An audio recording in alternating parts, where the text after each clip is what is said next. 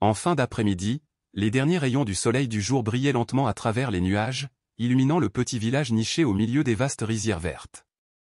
La scène était silencieuse, seul le bruit du vent soufflait doucement à travers les vagues de riz doré, emportant avec lui le parfum des champs. Dans une maison délabrée au début du village, May était assise près de la fenêtre, ses yeux regardant rêveusement le coucher de soleil qui s'estompait. La jeune fille avait une vingtaine d'années, avec la beauté pure et fraîche de la jeunesse, mais ses yeux étaient remplis d'inquiétude et de lourdeur. Le bruit de la toux faible de sa mère résonna à l'intérieur de la maison, faisant serrer le cœur de May. Sa mère, une femme qui a travaillé dur toute sa vie, souffrait d'une grave maladie et a dû endurer des douleurs physiques pendant de nombreuses années. Les frais médicaux ne cessent d'augmenter, tandis que le jeune frère de May est encore trop jeune et vient tout juste de commencer l'école. Tous les fardeaux de la famille tombaient sur ses maigres épaules, rendant chaque pas plus lourd. Un matin, alors que May transportait de l'eau du puits du village, une voiture rutilante s'est soudainement arrêtée devant sa simple maison. Un homme plus âgé est descendu de la voiture, vêtu d'un élégant costume noir, ses yeux étaient froids et pleins d'autorité.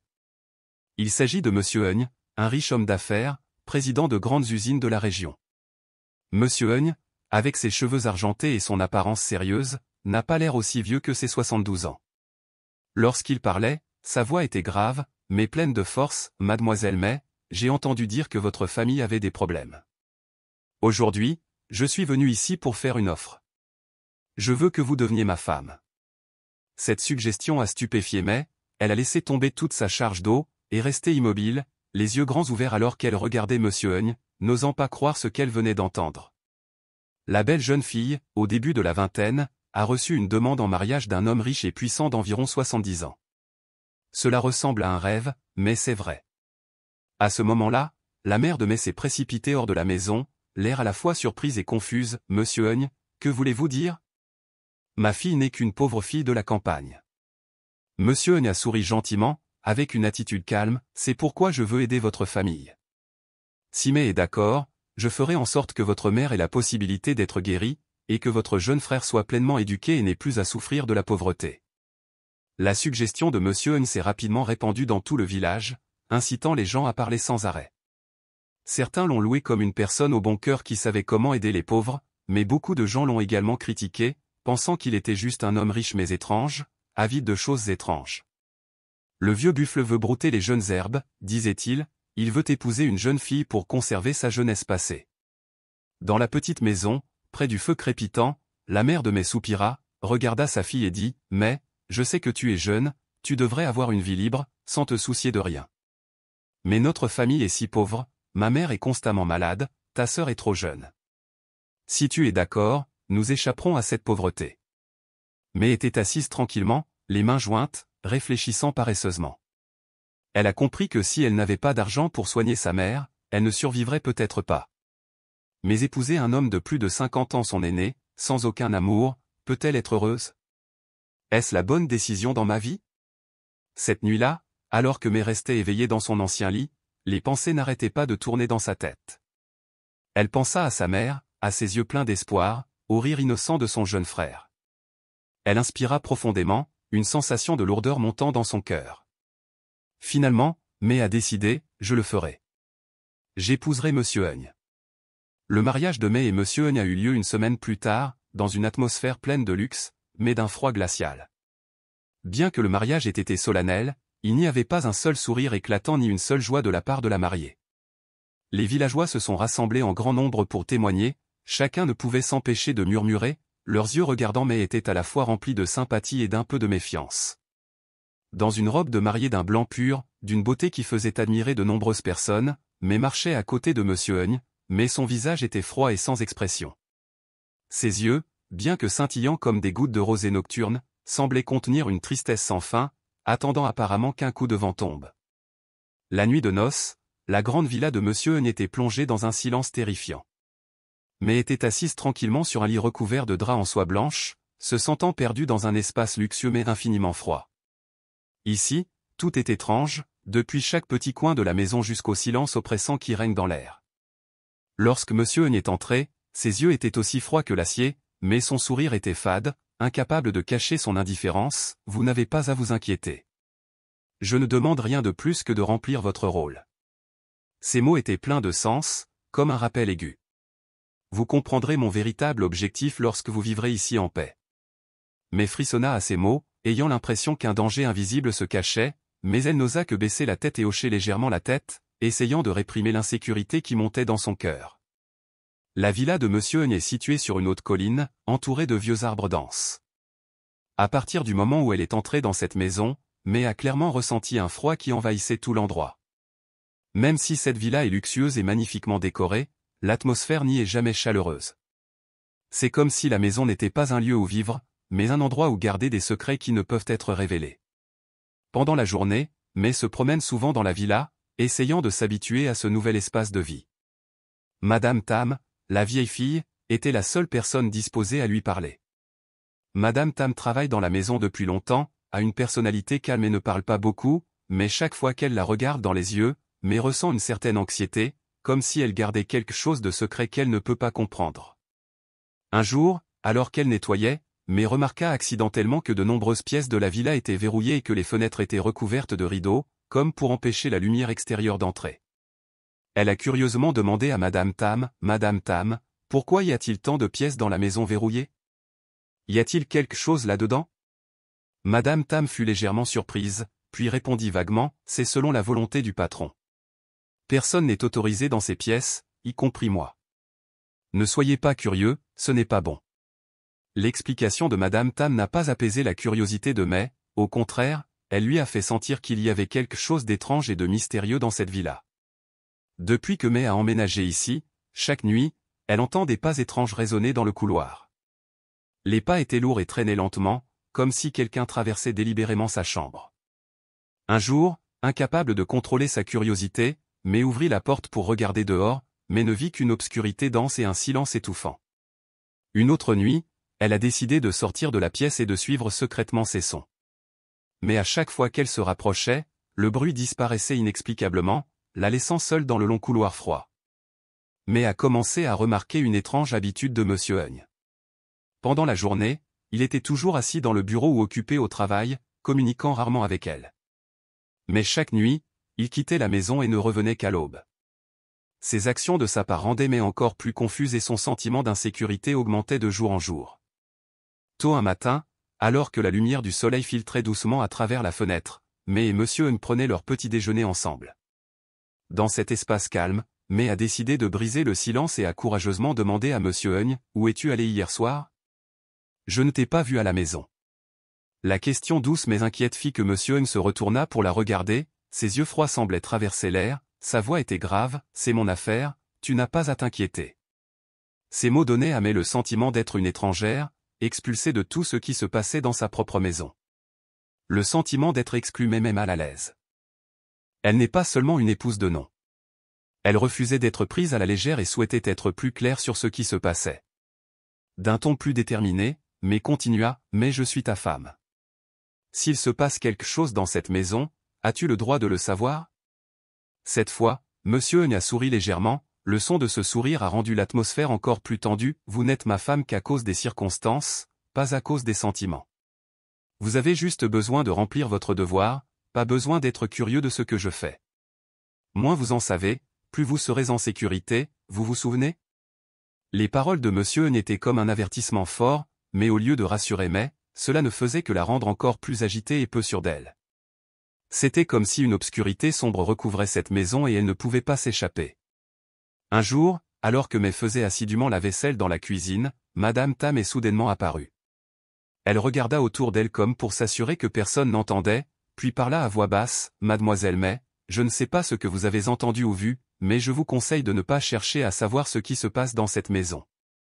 Tant que vous restez calme, le patron ne vous fera rien. » May la regarda avec des yeux surpris, ayant l'impression qu'il y avait un secret caché dans chaque recoin de cette villa. Elle demanda rapidement à nouveau, « Tu sais quelque chose, n'est-ce pas? Pourquoi as-tu si peur ?» Madame Tam secoua immédiatement la tête, le visage paniqué, les yeux pleins d'inquiétude, « Ne demandez plus. Je veux juste le meilleur pour vous. » Même si elle avait été prévenue, ces mots n'ont fait qu'empêcher May de dissiper le sentiment que cette villa contenait un secret terrifiant. Les paroles vagues de Monsieur Hugh et de Madame Tam n'arrêtaient pas de la hanter, lui donnant l'impression d'être un oiseau enfermé dans une cage, ne sachant pas quand le danger surviendrait. La nuit, la pluie tombait à verse, créant une atmosphère sombre et mélancolique. Mais restait éveillé dans sa chambre, incapable de dormir à cause d'étranges pas venant de quelque part dans la villa. Ces bruits la rendaient encore plus inquiète et sceptique. Mais décida qu'elle ne pouvait plus continuer à vivre dans l'obscurité de cette ambiguïté. Lorsqu'elle a vu que la lumière dans la chambre de Monsieur N était éteinte, elle s'est doucement levée du lit, portant une petite lampe de poche. Elle traversa tranquillement le couloir sombre, où les portes étaient verrouillées, chaque pièce étant un mystère non résolu. Après un moment d'enquête, mais découvrit soudain une porte non verrouillée. Elle entra dans la pièce, la faible lumière de la lampe de poche illuminant les objets poussiéreux, les vitrines fermées et le grand bureau. Sur la table, un tiroir était entrouvert, attirant l'attention de May. Elle s'approcha, le cœur battant de peur. Lorsqu'elle ouvrit le tiroir, elle découvrit une pile de vieux papiers et un cahier en bois marron usé. En prenant le cahier, May fut surprise de voir une série de papiers enregistrant les précédents mariages de Monsieur N avec des jeunes filles, dont la plupart avaient disparu après quelques mois de vie commune. En feuilletant les pages, May a remarqué des coupures de journaux locaux sur des disparitions mystérieuses survenues au cours de la dernière décennie. Toutes les victimes sont des jeunes filles vivant des circonstances difficiles et liées à Monsieur N. Le cœur de May se serra alors qu'elle continuait à ouvrir le cahier. Les premières pages n'étaient que des notes ordinaires, mais à mesure qu'elle lisait plus attentivement, elle sentit un frisson lui parcourir le dos. Les lignes décrivent en détail comment Monsieur N a approché les filles, a profité de leur confiance, puis a utilisé toutes sortes d'astuces pour s'approprier leurs biens ou les éliminer lorsqu'ils n'avaient plus de valeur. Un passage a rendu May presque abasourdie, les filles comme May sont si faciles à contrôler. Avec juste un peu d'argent, elles tomberont dans le piège. Elle ne sera pas différente des précédentes. Ces mots donnèrent à May l'impression qu'un cauchemar prenait progressivement forme. Alors que May était entourée d'une peur extrême, la porte de la chambre s'est soudainement ouverte. La lumière de l'ampoule brillait, la rendant incapable de bouger, immobile comme si elle était enracinée sur place. Monsieur N se tenait à la porte, les yeux froids et en colère lorsqu'il a vu May dans un endroit où personne n'était autorisé à aller. « Que faites-vous ici » demanda-t-il, sa voix incapable de cacher sa colère. « Je t'ai déjà prévenu, cette pièce n'est pas un endroit où tu peux entrer. Si tu n'écoutes pas, ne me blâme pas d'être cruel. » À ce moment-là, May tenait secrètement le cahier derrière sa main. Même si sa voix tremblait encore, elle essaya de retrouver son calme. « À qui est cette chambre ? Pourquoi ne puis-je pas entrer ?» Monsieur N fit un pas en avant, un sourire froid éclairant son visage, plein de sarcasme. « Vous n'avez pas besoin de savoir ça. N'oubliez pas qui vous êtes dans cette maison. » Mais refusez toujours de lâcher prise, n'arrêtez pas de demander, mais Monsieur N a immédiatement crié, « Retournez directement dans votre chambre, sinon ne me blâmez pas. » Le corps entier de May semblait se figer car elle sentait clairement la menace dans chacun de ses mots. Pour la première fois, elle avait l'impression d'être réellement confrontée à un danger qu'elle n'avait jamais imaginé. Elle s'est rapidement enfuie dans sa chambre, tenant fermement le cahier dans sa main comme s'il s'agissait d'un trésor important. Lorsqu'elle revint dans sa chambre, May s'assit par terre, son cœur battait de façon irrégulière et elle se sentait stressée et confuse. Elle réalisa qu'elle ne pouvait pas rester encore un instant dans cette villa. Les secrets qu'elle vient de découvrir ne sont pas seulement un avertissement, mais un rappel clair que si elle n'agit pas maintenant, les choses deviendront bientôt hors de contrôle. May a décidé de faire semblant d'être obéissante et de suivre les instructions de Monsieur N pour assurer sa sécurité, du moins pour le moment. Elle a commencé à prêter attention à chaque petit détail, depuis l'entrée et la sortie de la villa, les heures de sommeil de Monsieur N jusqu'aux failles dans le système de sécurité qu'il avait créé. Une nuit, alors que Monsieur N quittait la maison, Madame Tam, sa fidèle servante de longue date, est soudainement apparue à la porte de May. Son visage était plein d'inquiétude, mais dans ses yeux il y avait une détermination qui ne pouvait être cachée. « Vous ne pouvez pas rester ici plus longtemps. Monsieur N, il a fait du mal à trop de gens. Je suis resté silencieux trop longtemps, mais je ne peux pas vous laisser devenir la prochaine victime. » May a demandé avec surprise, « Tu sais quelque chose ? Pourquoi n'as-tu rien dit ?» Madame Tam soupira, les yeux remplis d'amertume, « Je sais tout.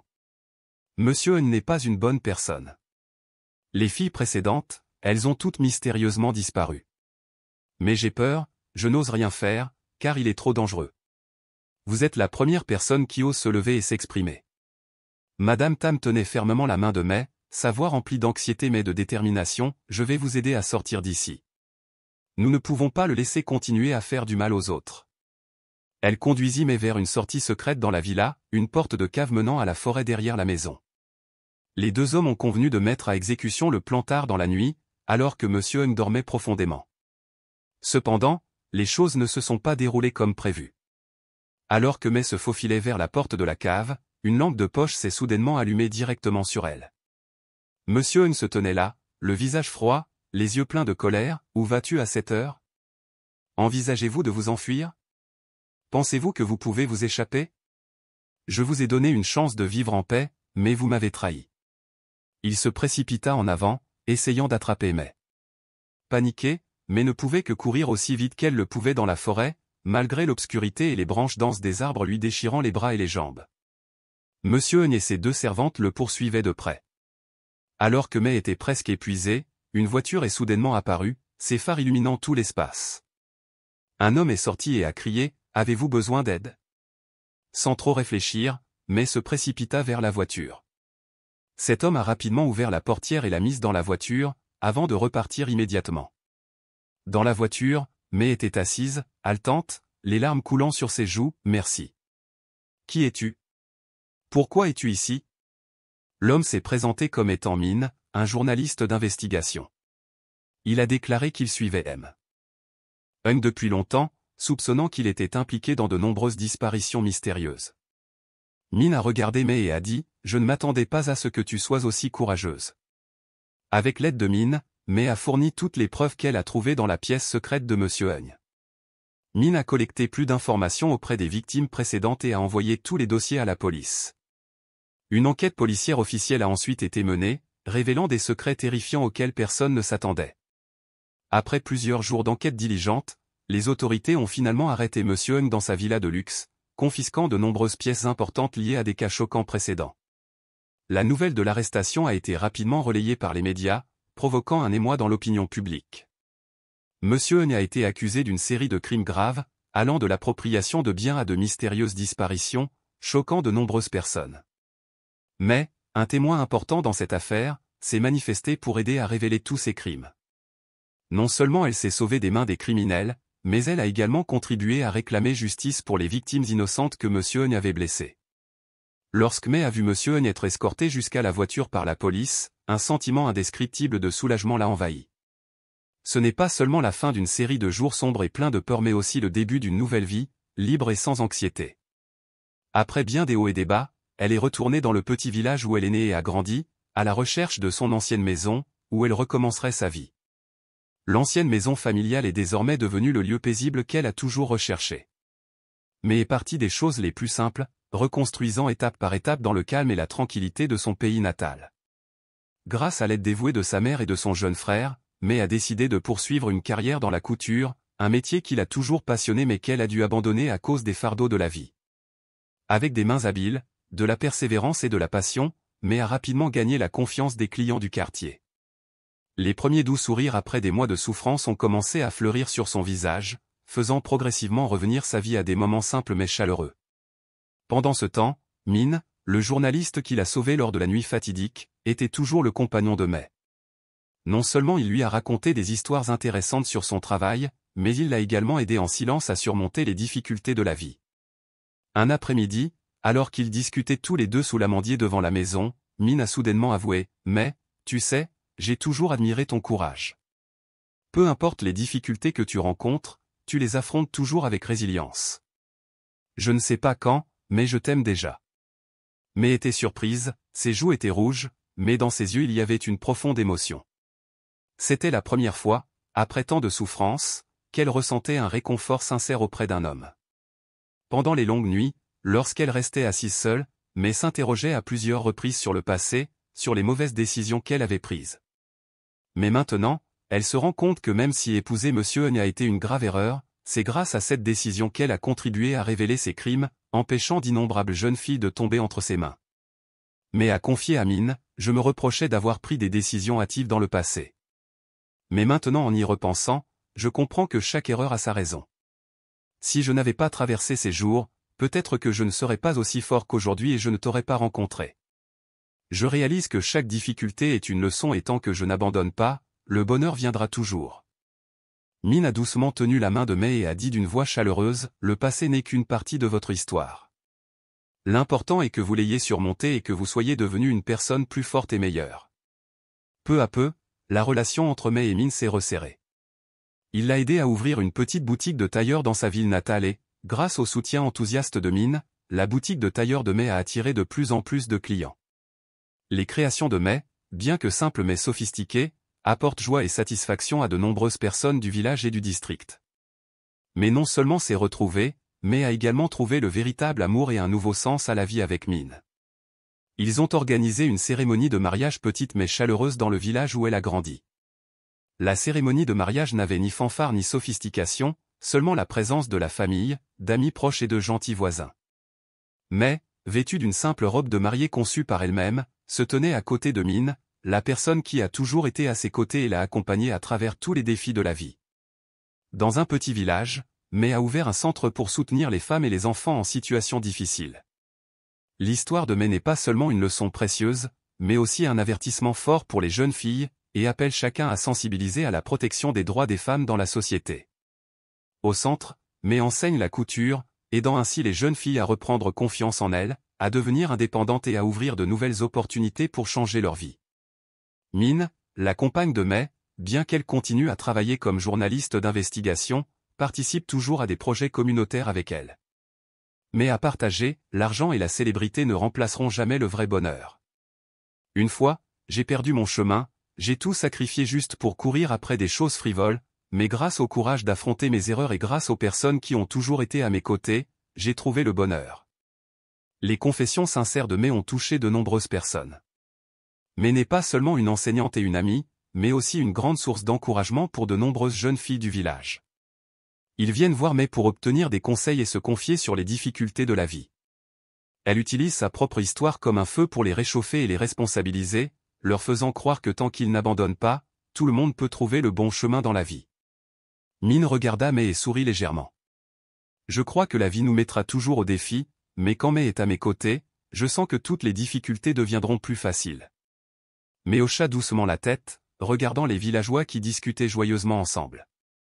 Elle a souri, croyant que lorsque nous vivons sincèrement et partageons l'amour, la vie apportera toujours des miracles.